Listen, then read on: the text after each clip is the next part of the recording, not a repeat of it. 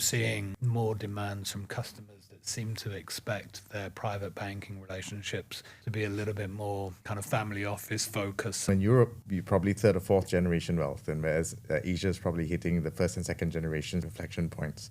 And so the needs and the requirements change.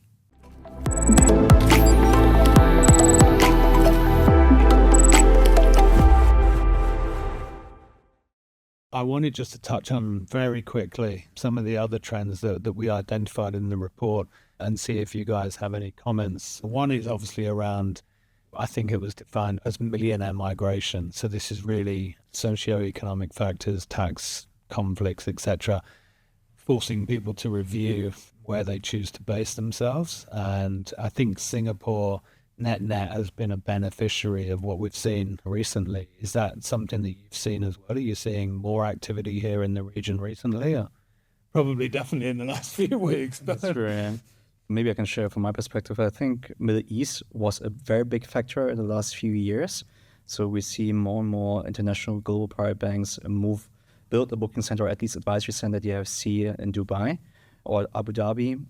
And now after the war, I think it now has shifted back to the traditional regions like Singapore, Hong Kong, and Switzerland.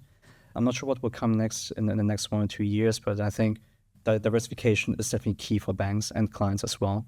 They no longer bank on a single region, a single booking center. It will be multiple booking centers. And if it's multiple booking centers, it will be across multiple banks as well.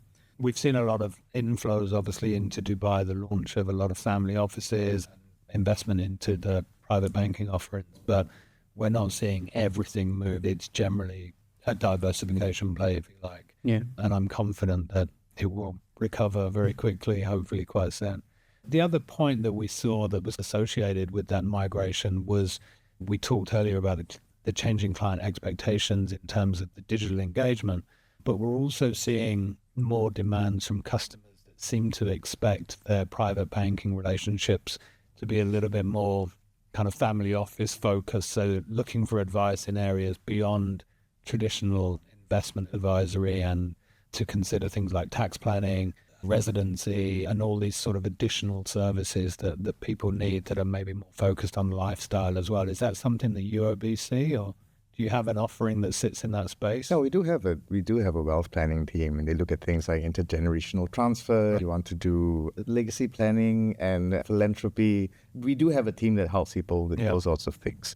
And I think you are also reaching sort of, in Europe, you're probably third or fourth generation wealth, and whereas Asia is probably hitting the first and second generation sort of inflection points. And so the needs and the requirements change, because these people have led different lives and they want different things. And something that we are absolutely focused on being part of that change and enabling them to achieve the multi-generational outcomes that they want, because that's what they're trying to solve for in their lives.